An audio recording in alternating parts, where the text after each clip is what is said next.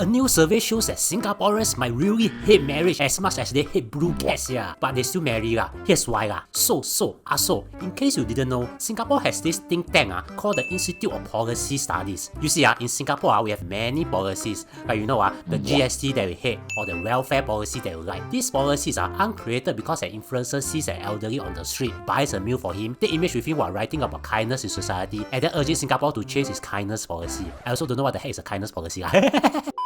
But you get the idea. Our subjective, personal opinions might be important, but we need very, very smart people to see many, many opinions, then come up with ideas and proposals on what policy works best. If not, we might come up with a proposal to force everyone to use Simply Go, and then Simply Go down. This is where think tank comes in. It's when researchers and experts come together to find solutions or to make suggestions for improvements. So in Singapore, there's this Institute of Policy Studies, known as IPS, that does research and analysis of local issues. But most of us know about them from an event known as Singapore because while they always work in private, this is the event that's open for all to debate. The Singapore is usually about a public issue that the country faces, and there's a theme every year. Last year, it was about work, and DPN Lawrence Wong even name dropped the Charles and Keith saga to reference how some people look at certain jobs as if they are branded. And this year, the theme is youth. Now, obviously, these are important because they are not just Tang Ah Ho and Tan Zi Wei talking about policies in 真好吃 kopitiam. Also, the youth Tang Ah Ho and Tan Zi Wei talk about a very different one. If you don't know, then better to know forever.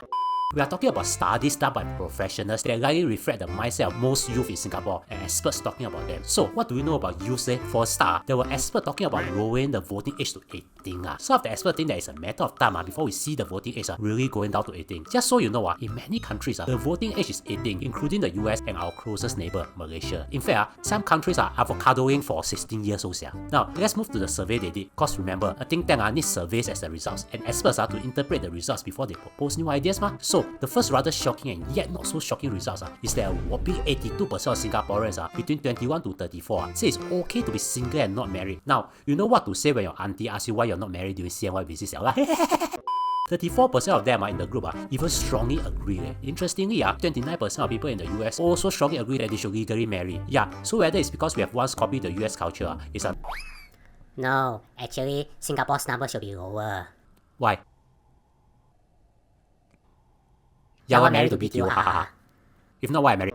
Interestingly, another survey shows that youth in Singapore are feeling more lonely. If you see this, you see the big difference. But that is expected. Cause have you ever tried to call a youth and he didn't pick up? Only for the joker to message you immediately with the text. Can't talk, text. Walao, I only got 4 fingers, my fingers so big cannot type one.